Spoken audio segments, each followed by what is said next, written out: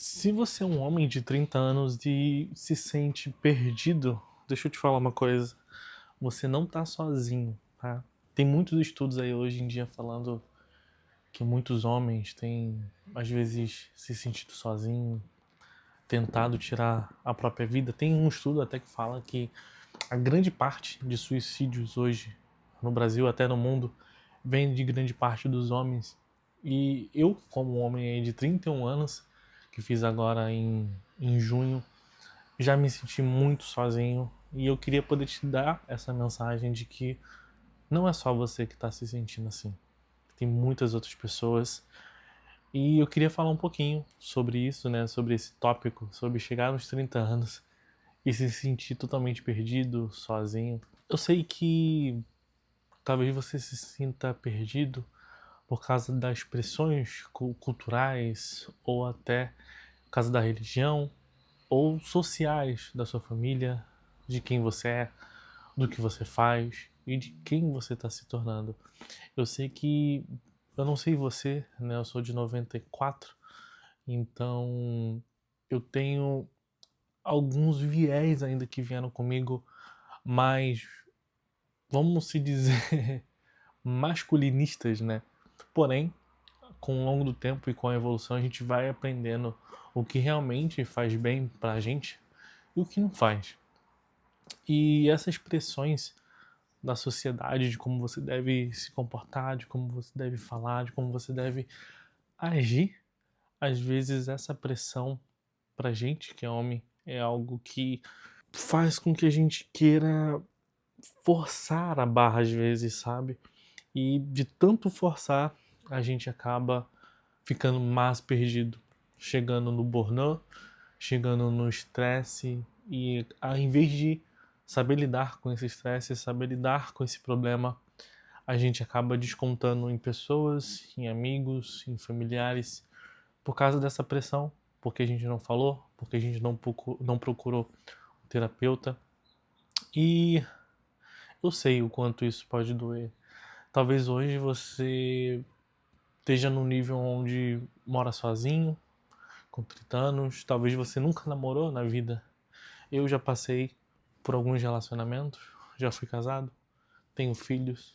Hoje tenho um relacionamento que eu vou levar para minha vida toda, porque aos 30 anos foi quando eu encontrei realmente quem iria somar comigo para a vida toda. Mas também foi difícil lidar com esse momento por causa da pressão da sociedade. Eu não tenho carro, eu ainda não estou 100% um milionário, estou em busca disso e buscando formas de fazer meu primeiro milhão aqui na internet, aqui no YouTube, com os meus clientes, com os meus projetos.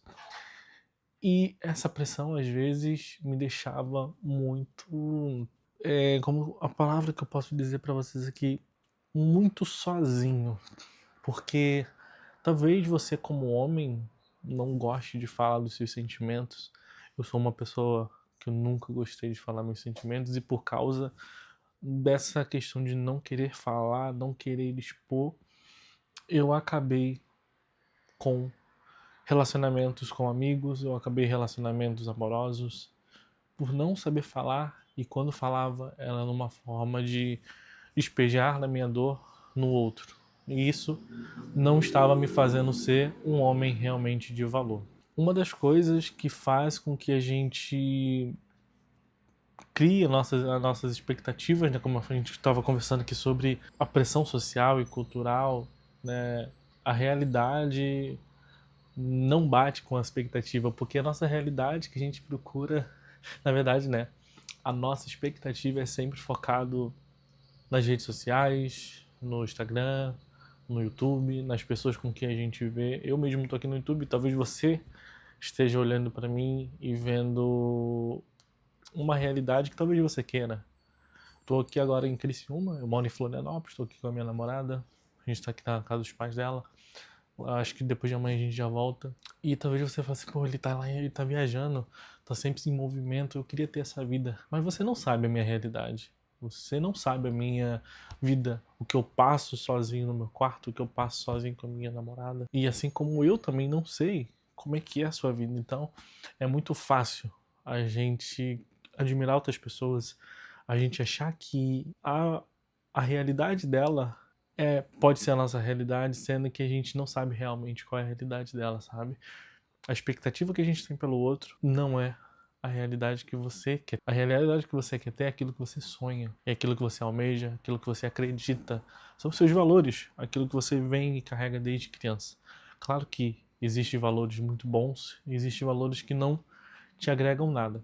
E essa balança entre realidade e expectativa, ela tá sempre tênue. Ou às vezes você tá muito com a expectativa lá alta, mas a realidade lá embaixo. Ou às vezes sua realidade está até equilibrada com a sua expectativa, mas a sua expectativa decai e a realidade muda totalmente. Então ter o equilíbrio é evitar crise dos 30 anos, ter o equilíbrio do que é real e do que tem na sua expectativa é basicamente evitar com que você entre em crise aos 30 anos de idade. Existe, e falando um pouquinho sobre estar sozinho, sobre solidão, existem alguns fatores, né, que contribuem aí para a depressão. E um desses fatores é a solidão e o afastamento, né, das amizades antigas, tá? Eu anotei aqui, tô dando aqui no meu computador, que são os fatores, né, que contribuem para isso. Então, solidão e afastamento das amizades antigas, a carreira. Então, se você hoje trabalha e tá vendo que tá basicamente estagnado ou tá totalmente insatisfeito com o que você faz hoje, cara, procura um novo hobby, busque outras coisas, porque isso são fatores que vai contribuir por você não sair disso. De você continuar triste, de você continuar depressivo. Isso não vai te fazer bem. Então mude de carreira e não tenha medo. Eu já pedi demissão de umas 3 empresas porque não estava me sentindo bem. E eu sei que é difícil recomeçar, mas é muito melhor você recomeçar do que ficar numa carreira estagnada e insatisfatória. Um outro problema que ajuda muito no caso aí da depressão é os problemas financeiros, né? A cobrança pela estabilidade. Talvez você já tenha ouvido aquela frase que estabilidade não existe, né? Ali do Flávio Augusto. E realmente, não existe. Você pode estar no melhor emprego possível, ganhando muito bem, mas se aquela empresa falir, você vai falir junto, seu salário para de cair. E estabilidade realmente não existe. Então, olhe realmente a sua realidade. O que você tem de cartas na manga? Eu falo isso porque eu tô com 30 anos e toda vez que eu tento ajustar a minha parte financeira, junto um dinheiro, tenho um caixa, acaba acontecendo alguma coisa. Às vezes eu fico me questionando, por que isso está acontecendo comigo? Poxa, eu tô juntando esse dinheiro e eu já tenho que utilizar por caso eu perdi esse trabalho, eu perdi esse cliente. Mas todas as vezes que eu tomava uma atitude baseado nesse acontecimento, eu sempre tive uma virada de chave. Uma delas foi conhecer a minha namorada. Eu só conheci porque eu tive que me mudar, tive que me movimentar. Eu tava morando no Rio Grande do Sul e acabou que com esse movimento eu fui para Florianópolis e ali eu conheci ela. Então, saber lidar com o financeiro e a cobrança por essa estabilidade, se você souber realmente que estabilidade não existe, que você precisa de ter bons frutos e fazer com que esse fruto multiplique, você não vai entrar nesse processo de tristeza, de depressão, porque você vai saber que isso aqui é só mais uma fase para eu mudar a minha rota e para conquistar novos objetivos. Um próximo tópico aqui, né, que eu queria falar seria sobre o ciclo da autossabotagem masculina, tá? Que basicamente são ali os comportamentos de fuga. Uma delas aqui, eu anotei que é os vícios, então pornografia, bebida, fumar, qualquer coisa que te faça dependente é um vício. Até ver Netflix é um vício. Então, comportamentos de fuga, tá? Vícios, procrastinação, pornografia e dopamina barata, que basicamente foi tudo que eu falei. E essa autossabotagem, cara, faz a gente ficar preso num ciclo sem fim. E é um ciclo sem fim que você se sente bem, mas quando você deita na tua cama, não dá. Ou você chora, ou você fica com pensamentos intrusivos, ou você vai de novo para autossabotagem. Eu queria te falar agora alguns sinais para você ficar em alerta, tá? Que é basicamente ali a chavezinha que você precisa ficar em alerta e levar muito a sério. Uma delas é aqui que eu anotei: a irritabilidade, insônia e desânimo constante. Se você é uma pessoa que fica irritada por qualquer coisa, e quando eu falo qualquer coisa, é qualquer coisa, até sim um copo cair, você já se irrita, cara, leve isso a sério. Busque alguém para conversar, busque uma forma de meditar, busque uma forma de se conectar consigo mesmo, vá no terapeuta, tá? Então, e irritabilidade é uma coisa que um pinguinho assim, por causa de uma coisa tão simples, tão boba, pode ocasionar uma depressão, pode ocasionar em você ser agressivo com as pessoas e você perder amizade, você perder amores. Então entenda se você não tá com esses sinais. Um outro sinal aí é insônia, então dormir à noite. Se você demora mais de 1 hora para cair no sono, cara, é o nível máximo ali de levar isso a sério.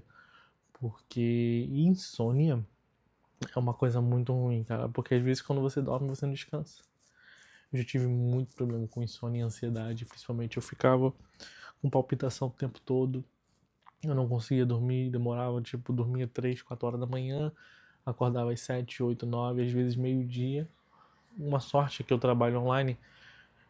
Mas levei isso por muito tempo, isso estava me começando a fazer mal, me deixava mais triste, me deixava mais depressivo, e foi um alerta para mim na época, tá?